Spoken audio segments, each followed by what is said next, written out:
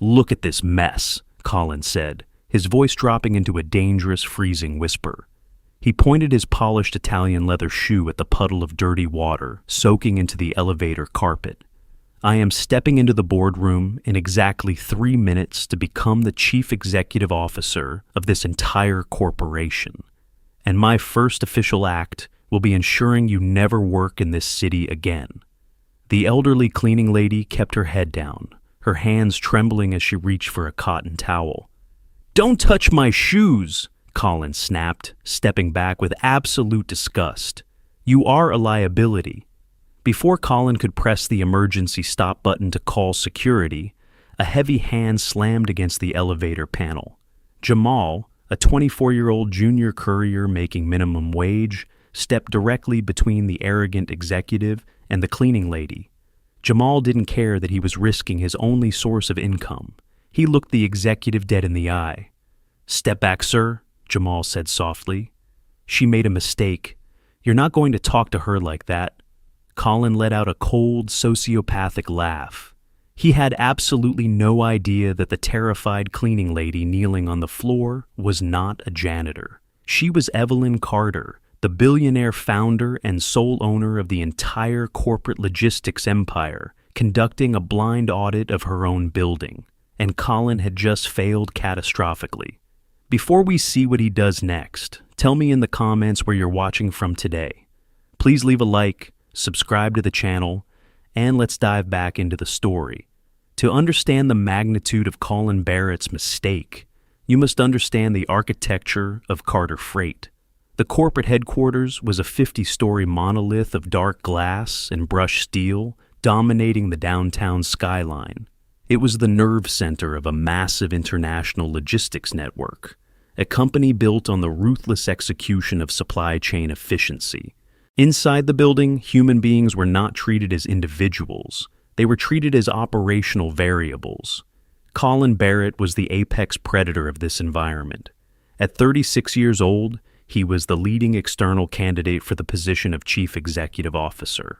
Colin was a product of elite business schools and aggressive corporate restructuring firms. He did not view employees as people. He viewed them as line items on an actuarial spreadsheet. He governed by metrics, profit margins, and a terrifying cold detachment. Empathy was a statistical inefficiency he had eradicated from his professional life years ago. At 8:45 a.m., Colin walked through the revolving glass doors of the primary lobby. He wore a bespoke charcoal suit that cost more than a junior employee's annual salary. He carried a locked titanium briefcase containing a presentation that would secure his new title.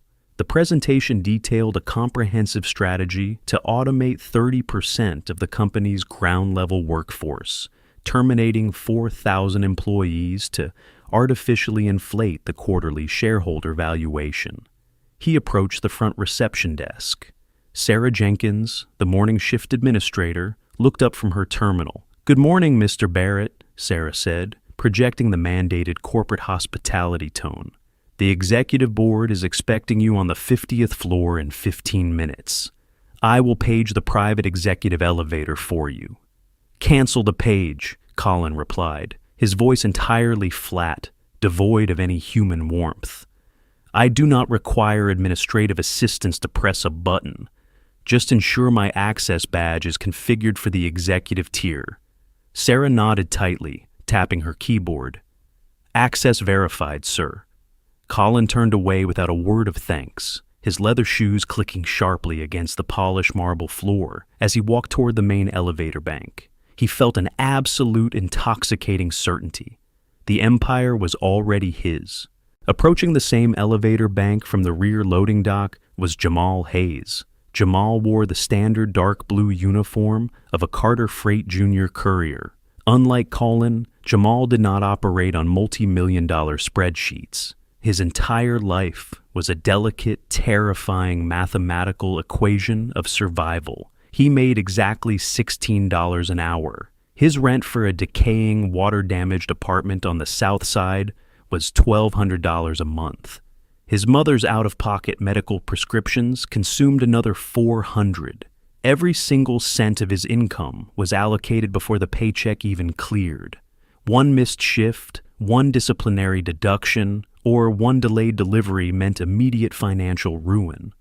Jamal was exhausted. He was carrying a heavy, reinforced manifest lockbox that had to be delivered to the legal department on the 42nd floor by 9 a.m. sharp. The logistical routing algorithm that governed his job tracked his movements to the exact second. He was currently running 90 seconds behind schedule due to a delayed freight train crossing in the industrial district. He was sweating, his heart rate elevated, fully aware that a late delivery resulted in an automatic 10% wage deduction for the day. At 8:52 a.m., the heavy steel doors of elevator car 4 slid open. Colin Barrett stepped inside, moving to the back wall and checking his reflection in the mirrored panel.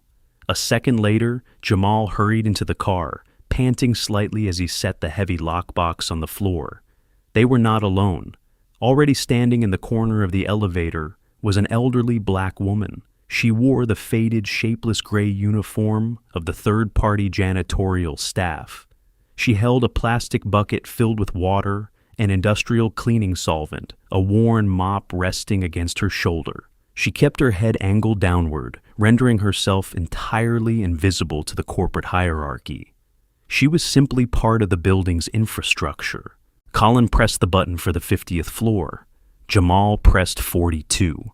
The doors closed, sealing the 3 vastly different mathematical realities inside the pressurized steel box.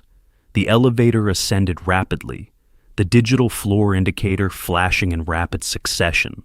At the 28th floor, the high-speed car experienced a sudden, violent micro-jolt, a standard mechanical recalibration in skyscrapers, but enough to disrupt physical balance. The sudden shift caused the heavy mop to slip from the cleaning woman's grip. The wooden handle struck the edge of the plastic bucket. The bucket tipped. A wave of dirty, chemical-laced water splashed across the immaculate carpet of the elevator. A few drops struck the hem of Colin Barrett's bespoke trousers and his polished Italian leather shoes. For a fraction of a second, the elevator was completely silent. The ambient hum of the cables was the only sound. Then, Colin's perfectly calibrated corporate mask shattered. He looked down at the water, and then he looked at the elderly woman. He didn't see a human being who had made a simple physical error. He saw a catastrophic breach of his aesthetic environment. And the execution began. Colin Barrett stared at the dark, chemical-laced water seeping into the hand-stitched leather of his bespoke Italian shoes. He did not yell. He did not throw a tantrum. The executives who operated at his level did not lose their temper. They simply executed penalties with absolute sociopathic precision. He slowly raised his eyes from the floor, locking his gaze onto the elderly woman in the gray uniform. Evelyn Carter remained perfectly still, her head bowed, playing the role of the terrified, invisible laborer flawlessly. Her sharp mind, however, was already recording every micro-expression on Colin's face. "Do you know the exact retail value of these shoes?" Colin asked, his voice echoing in the confined steel box with the chilling cadence of an auditor calculating a deficit. "They cost $2,400. That is mathematically equivalent to 3 weeks of your gross income. But the financial cost is irrelevant. The issue is the absolute incompetence you have just introduced into my environment." Evelyn reached forward with a trembling hand, holding a dry cotton rag. "I am so sorry, sir." The elevator shifted. "Let me dry it." "Do not touch me," Colin commanded, his tone dropping the temperature in the car by 10 degrees. He reached into the inner pocket of his charcoal suit jacket and pulled out a slim silver pen. "What is your employee identification number? Actually, it doesn't matter. I will simply have the facility management contractor terminate your entire shift roster to ensure you are liquidated from the payroll. You are a biological hazard to the efficiency of this building." Before Evelyn could respond, the heavy reinforced lockbox hit the floor with a loud thud. Jamal Hayes stepped forward, The junior courier had exactly $42 in his checking account. He was already running late. He knew that engaging with a corporate executive was the equivalent of professional suicide. But as he looked at the elderly woman kneeling on the wet carpet, the rigid mathematical equation of his survival completely shattered. He could not stand in silence and watch a human being be systematically crushed. "Sir," Jamal said, his voice steady, stepping directly between Colin and Evelyn.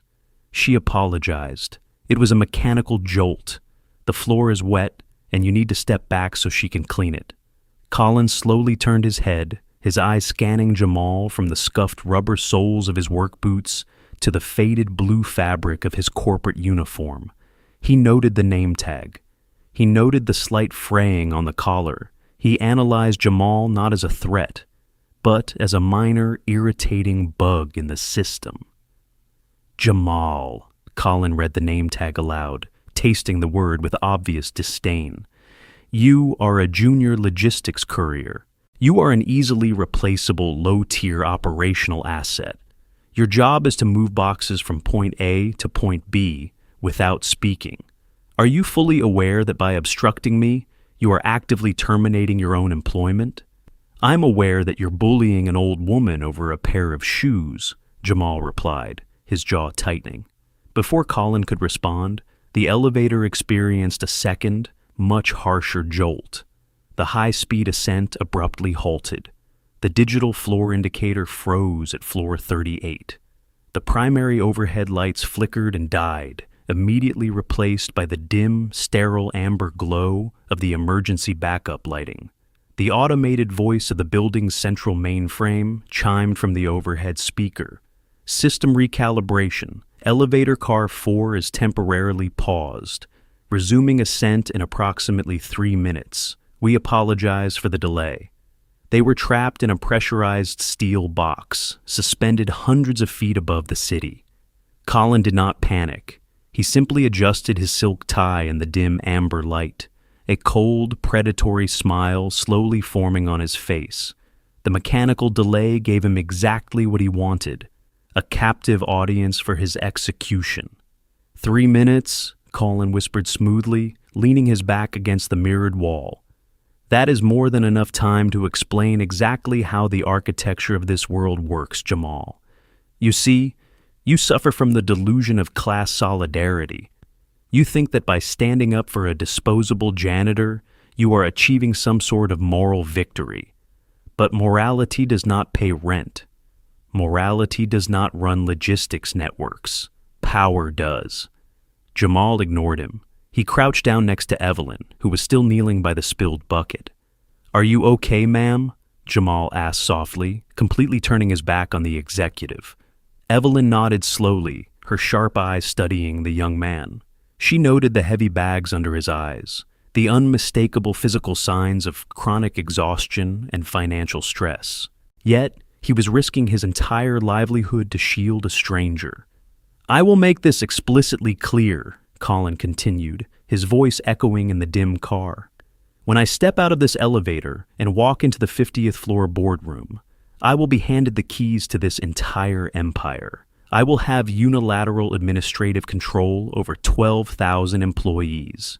And my very first act will be accessing the human resources database." Colin pointed his silver pen at Jamal's back. "I will flag your employee profile for gross insubordination. I will terminate you with cause, which means you will forfeit any accumulated benefits or severance. I will blacklist your social security number across our entire subsidiary network. You will never drive a truck, deliver a package, or sweep a floor in the commercial logistics sector of this city ever again. You will be completely, mathematically erased." Jamal stopped moving. The brutal, terrifying reality of Colin's threat settled heavily onto his shoulders. He thought about his $1,200 rent. He thought about his mother's medical bills. The executive wasn't just threatening to fire him. He was threatening to push him into total poverty. But Jamal didn't back down. Instead, he reached for the hem of his dark blue corporate uniform shirt. He He rapidly unbuttoned it and pulled it off, revealing a plain white t-shirt underneath. Colin watched in confused disgust. "What are you doing? You are violating the corporate dress code." Jamal didn't answer. He dropped to his knees beside Evelyn, folded his clean, dry uniform shirt into a thick square, and pressed it directly into the puddle of dirty, chemical-laced water, using his own clothing to soak up the spill before it could spread any further toward Colin's shoes. "Here, let me help you," Jamal whispered to Evelyn, ignoring the ruin of his only clean uniform. "We'll get it cleaned up before the doors open." Evelyn Carter watched the dark water soak into the young man's shirt. Her expression remained that of a terrified old woman, but behind her eyes, the billionaire CEO was making a permanent, irrevocable calculation. She had just found exactly what she was looking for. The elevator chimed. The primary overhead lights flickered back on, blindingly bright. The mechanical hum of the cables resumed, and the car began to ascend toward the 50th floor. The 3 minutes were up. The executioner was about to claim his throne. The elevator chimed softly as the digital display finally reached the 50th floor. The heavy steel doors slid open with a muted hiss, revealing the pristine, soundproofed vestibule of the executive suite. The air up here was completely different. It smelled of expensive espresso, polished mahogany, and absolute power. Colin Barrett stepped out without a single backward glance. He did not look at the ruined white t-shirt Jamal was using to soak up the toxic water, nor did he look at the elderly woman shivering in her gray uniform. In Colin's mind, they had already ceased to exist. They were anomalies he had successfully neutralized. He adjusted his silk tie, his posture perfectly rigid, and walked toward the glass-walled boardroom. The heavy elevator doors closed, leaving Jamal and Evelyn alone as the car began its descent toward the 42nd floor. Jamal picked up his reinforced manifest lockbox.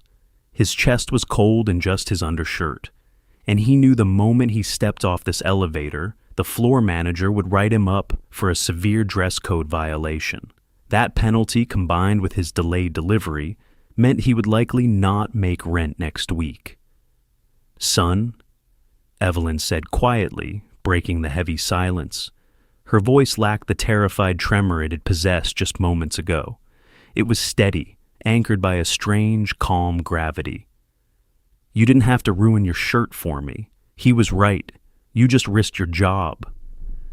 "Jobs come and go, ma'am," Jamal replied, keeping his eyes on the descending floor numbers. He let out a tired, heavy exhale, the crushing reality of his financial situation settling into his bones. "But you can't let people like him treat you like dirt just because they wear a suit.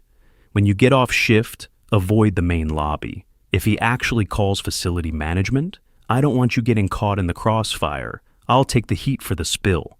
The elevator stopped at the 42nd floor. Jamal offered her a small, exhausted smile, stepped out into the hallway, and walked toward the legal department to accept his inevitable punishment. Evelyn Carter stood alone in the descending elevator. The posture of the frightened, elderly cleaner instantly vanished. Her spine straightened. The calculating, razor-sharp intellect that had built an international logistics empire from a single delivery truck flooded back into her eyes. She reached into the deep pocket of her wet gray uniform and pulled out a sleek, encrypted corporate smartphone. She pressed a single button, bypassing all administrative switchboards, and routed a call directly to the head of Global Human Resources. "This is Evelyn," she stated, her voice carrying the absolute, unyielding authority of a billionaire CEO. "I am concluding my blind audit of the ground-level operations. Freeze all external hiring protocols immediately, and locate the localized personnel file for a junior courier named Jamal Hayes. I want his employment history, his debt-to-income ratio, and his direct supervisor's contact information sent to my secure terminal within 3 minutes." While Evelyn began her systemic dismantling of the company's hierarchy from the shadows, Colin Barrett was basking in the illusion of total victory. He pushed through the heavy glass doors of the primary boardroom. Seated around the massive 20-foot obsidian table were the 12 members of the Carter Freight Executive Board. At the head of the table sat Thomas Mitchell, the 55-year-old interim chairman. Thomas was a career bureaucrat, a man who spoke exclusively in profit margins, risk assessments, and quarterly projections. "Colin," Thomas said, gesturing to the open presentation terminal, "you have the floor. The board has reviewed your preliminary portfolio, but we need to see the exact mechanics of your localized restructuring plan. How do you intend to increase our quarterly valuation in a saturated logistical market?" Colin did not hesitate. He placed his titanium briefcase on the table, extracted a digital tablet, and synchronized it with the room's holographic display screens. The glass walls of the boardroom automatically tinted, plunging the room into a cool, cinematic darkness illuminated only by the glowing data charts. "Gentlemen," Colin began, his voice perfectly modulated, projecting absolute confidence. "Carter Freight is bleeding capital through an archaic reliance on human endurance. We are a logistics network, yet we allocate 34% of our gross revenue to the health benefits, overtime pay, and error correction of our ground-level couriers and facility staff." Colin tapped his screen, bringing up a massive, glowing red graph. It was a statistical map of the exact division Jamal Hayes worked in. "My strategy is not optimization, it is amputation," Colin stated coldly. "Within the first 90 days of my tenure as CEO, we will initiate a massive automation protocol across all regional distribution hubs. We will liquidate 4,000 junior courier and facility maintenance positions. By reclassifying the remaining workforce as independent, third-party contractors, we legally sever our obligation to provide medical insurance and standard severance packages." The board members murmured among themselves, their eyes reflecting the glowing green numbers of projected profit. To them, the 4,000 human beings Colin was proposing to fire were not fathers, mothers, or desperate college students. They were simply red ink being erased from a ledger. "There will be temporary frictional unemployment," Colin continued smoothly, pacing the length of the obsidian table.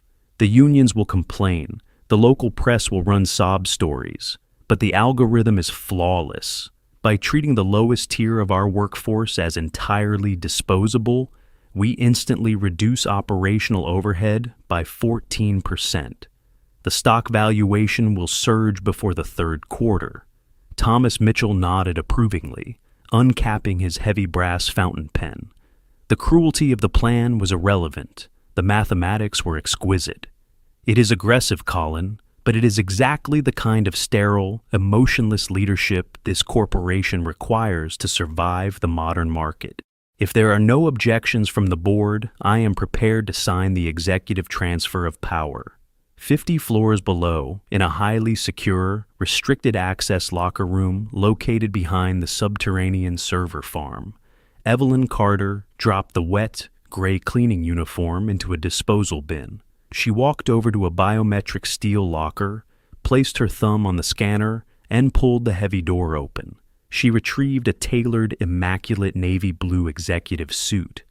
As she fastened the buttons of her blazer, she looked at her reflection in the mirror. She was no longer the invisible janitor. She was the apex predator of the logistical world, and she was furious. She picked up her encrypted tablet, reviewing the data file HR had just transmitted regarding Jamal Hayes. She saw the crushing poverty of his existence, his flawless delivery record, and the fact that his mother's medical debts were draining his life away. And yet, he had thrown himself in front of a corporate executioner to protect a stranger. Evelyn picked up her phone and dialed the head of corporate security. "Deploy a physical extraction team to the legal department on the 42nd floor. Locate courier Jamal Hayes and escort him to the executive vestibule. Do not let his floor manager discipline him." She walked out of the locker room and stepped into her private biometric high-speed elevator. She pressed the button for the 50th floor. The hunt was over. It was time for the slaughter. Inside the 50th floor boardroom, the atmosphere was a vacuum of absolute corporate power. The tinted glass walls isolated the 12 executives from the chaotic reality of the city below. Thomas Mitchell, the interim chairman, uncapped his heavy brass fountain pen. The golden nib hovered precisely a quarter-inch above the signature line of the executive transition authorization. Colin Barrett stood near the holographic display, his bespoke charcoal suit absorbing the ambient light of the glowing red graphs. He watched the pen. In exactly 3 seconds, the ink would touch the paper, and the keys to a multi-billion-dollar logistical empire would be permanently transferred into his hands. His heart rate remained perfectly steady. This was not a victory of passion. It was a victory of flawless, calculated mathematics. The brass nib made contact with the thick, watermarked paper. Before the first loop of Thomas Mitchell's signature could be formed, the heavy soundproof doors of the boardroom swung open. There was no knock. There was no administrative announcement. The electronic lock simply disengaged with a sharp, authoritative click. Colin frowned, immediately irritated by the procedural breach. He turned toward the entrance, fully prepared to verbally execute whichever junior assistant had dared to interrupt the signing. Evelyn Carter stepped into the room. She was no longer wearing the faded, shapeless gray uniform of the third-party janitorial staff.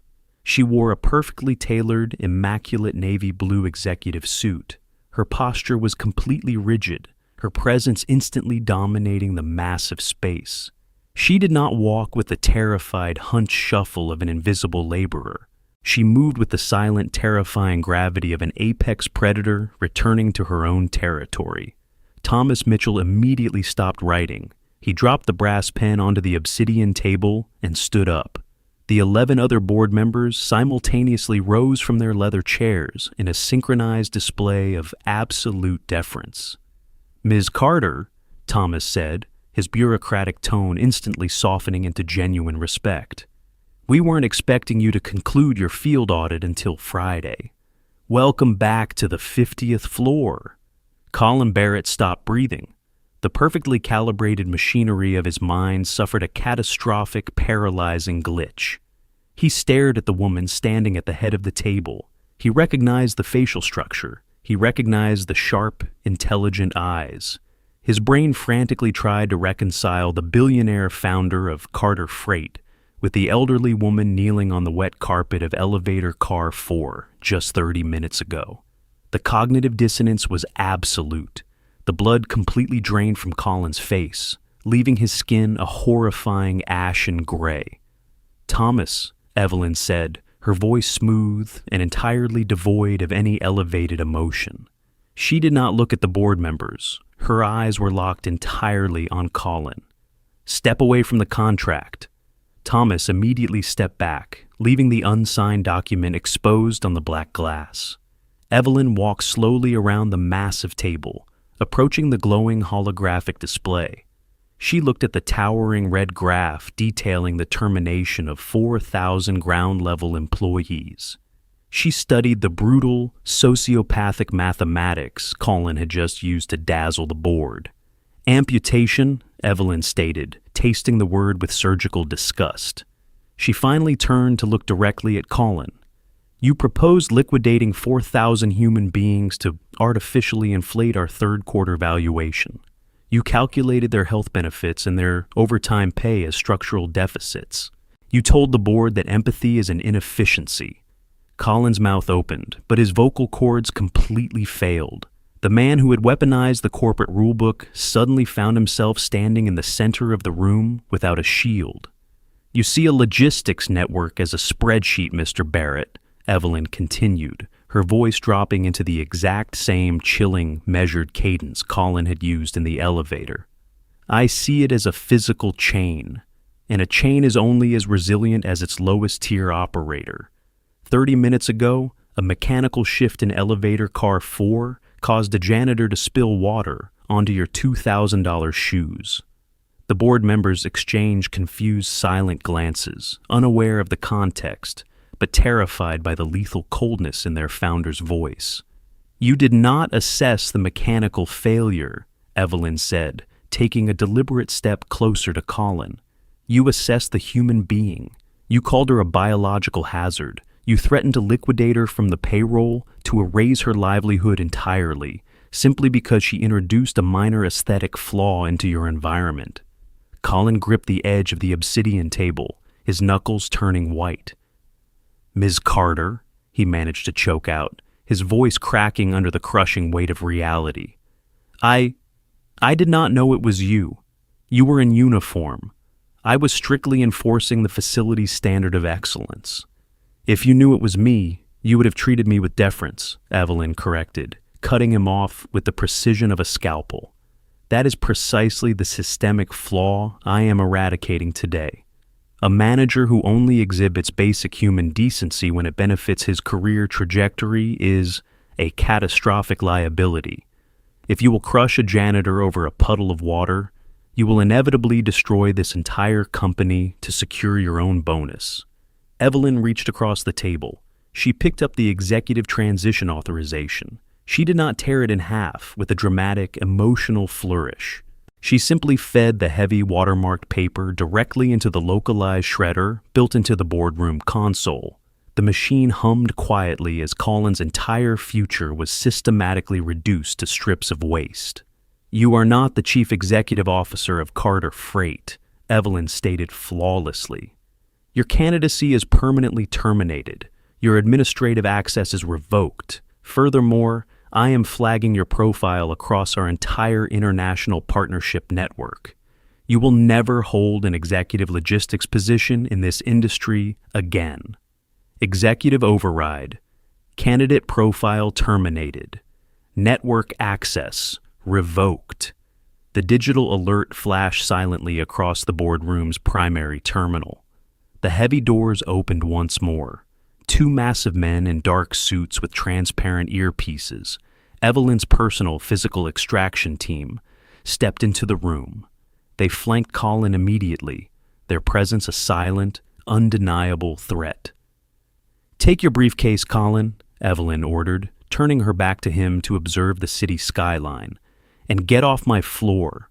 Colin Barrett, the ruthless strategist who had entered the building like a conquering king, picked up his titanium briefcase with trembling hands. Stripped of his power, his metrics, and his future, he was escorted out of the glass boardroom in total, humiliating silence. The doors clicked shut behind him, permanently sealing his exile. Evelyn Carter looked at the remaining board members, who were still standing in stunned, terrified silence. "Erase that graph," Evelyn commanded, pointing to the glowing red hologram. "The localized restructuring plan is dead. Now, contact physical security on the 42nd floor. Have them bring the junior courier to my private office. It is time to balance the ledger." On the 42nd floor, the legal and administrative department of Carter Freight operated with the sterile, unforgiving efficiency of a machine. Jamal Hayes sat alone in a small, windowless holding room, illuminated by harsh fluorescent lights. He was still wearing his plain white undershirt, his shoulders shivering slightly in the over-air-conditioned room. His ruined corporate uniform shirt was shoved into his delivery bag, and his reinforced lockbox had already been confiscated by the floor manager. Jamal stared at the blank gray wall, his mind executing the brutal, inescapable mathematics of his reality. His delivery had been logged 22 minutes late. He had violated the primary dress code protocol. Under the strict corporate guidelines of Carter Freight, those two infractions combined meant automatic termination. He calculated his remaining assets. He had $42 in his checking account. His rent of $1,200 was due in exactly 11 days. His mother's prescription refill was due on Tuesday. The logistical equation of his survival had completely flatlined. He leaned forward, burying his face in his hands. He didn't regret shielding the elderly cleaning woman from the executive's abuse, but the moral victory did not change the fact that he was about to lose everything. The heavy door to the holding room unlatched with a sharp click.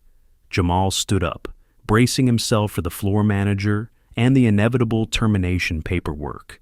But the floor manager did not walk in. Instead, the doorway was filled by two massive men wearing dark suits and transparent earpieces. They stepped aside, securing the perimeter of the small room. Following them was Thomas Mitchell, the interim chairman of the executive board, carrying a locked digital tablet. And finally, stepping out from behind Thomas was Evelyn Carter. She was no longer wearing the wet, shapeless gray uniform of a janitor. She wore a perfectly tailored, immaculate navy blue executive suit. She radiated an absolute, undeniable authority that instantly made the small holding room feel suffocatingly small. Jamal froze. His exhausted brain struggled to process the visual information. He recognized her face, her eyes, and the quiet gravity of her presence. It was the woman from elevator car 4, but the terrified, invisible laborer was gone. "Ma'am," Jamal whispered, his voice cracking with confusion. "What are you doing here? Did that executive call security on you?" Evelyn stopped 3 feet away from him. A faint, genuine smile broke through her rigid executive mask. "No, Jamal. He did not call security on me. I called security on him. My name is Evelyn Carter. I am the founder, chief executive officer, and sole owner of this corporation." Jamal took a physical step backward, his back hitting the cold, painted cinder block wall. "You're the owner, but you were wiping the floors. You were in a uniform." "I was conducting a blind audit of my own company," Evelyn explained, her voice smooth and deliberate. "I spent the last 3 days working on the ground-level maintenance rotation because I needed to see exactly how the architecture of my empire functions when the executives think no one is watching. I built this logistics network from a single delivery truck. I know what it takes to survive on the floor. And I know that the executives in the penthouses have completely lost touch with the human reality of this business." Evelyn gestured to Thomas Mitchell, who immediately stepped forward and placed his digital tablet onto the small metal table in the center of the room. "The man in the elevator with us was Colin Barrett," Evelyn continued.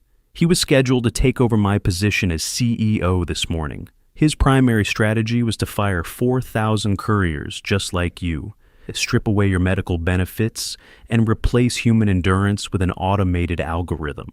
He believed that empathy was a statistical inefficiency. He believed that people were simply variables on a spreadsheet." Evelyn looked down at Jamal's plain white t-shirt. She remembered the exact moment he had pulled off his uniform, risking his entire livelihood to soak up a puddle of toxic water just to protect a stranger. When Colin evaluated that elevator, he saw a biological hazard and a disposable courier, Evelyn said, her eyes locking onto Jamal's. "When I evaluated that elevator, I saw a fatal systemic failure in my executive pipeline, and I saw a young man who possessed the exact critical reasoning and moral absolute that this company desperately needs." Jamal shook his head slowly. "I just did what was right, Ms. Carter. You can't let a man in a suit treat people like collateral damage." "Exactly," Evelyn replied softly. "Which is why Colin Barrett has been permanently terminated, stripped of his access, and blacklisted from the logistics industry. And it is also why your employment as a junior courier is officially over." Jamal's heart dropped into his stomach. Even after everything, the rules of the system were still going to crush him. "I understand," he whispered. "You misunderstand," Thomas Mitchell corrected, tapping the screen of the tablet. "Your profile as a courier is closed because you are being promoted." Evelyn picked up the tablet and handed it directly to Jamal. Displayed on the glowing screen was a highly classified executive employment contract. "A company cannot survive on spreadsheets alone, Jamal," Evelyn stated, her tone shifting into a commanding professional cadence. "I need leadership that understands the physical and financial reality of the ground floor. As of this morning, you are the new director of ground-level operations and personnel ethics for the entire metropolitan district. You will report directly to me." Jamal stared at the glowing screen, His eyes scanned the numbers, and the mathematical equation of his life was violently, beautifully rewritten. The starting salary was $130,000 annually. The contract included comprehensive top-tier medical coverage that extended to his immediate family. It included full tuition reimbursement if he chose to finish his degree. "Ms. Carter!" Jamal choked out, his hands trembling so violently he nearly dropped the tablet. I don't have an executive degree. I drive a truck. I can't run a corporate division. I can hire 100 graduates from elite business schools to run the logistics algorithms," Evelyn said firmly. "I cannot teach them how to see human beings. You have the operational experience, you have the endurance, and you have the absolute integrity to stand between the machinery of this corporation and the people who make it run. You saved my dignity today, Jamal. Now, I expect you to save my company's culture." Jamal looked at the screen, and then he looked up at the billionaire founder who had just systematically dismantled the darkest parts of her own empire. He didn't need to check his bank account anymore. He didn't need to fear the rent cycle. He picked up the digital stylus and signed his name on the bottom line. The sterile, terrifying matrix of Carter Freight had been fundamentally broken. The cold, sociopathic algorithms of executives like Colin Barrett had been permanently erased, replaced by the one variable they could never calculate: basic, undeniable human decency. The invisible courier had just inherited the keys to the empire, and the system would never be the same again. Thank you so much for watching this story.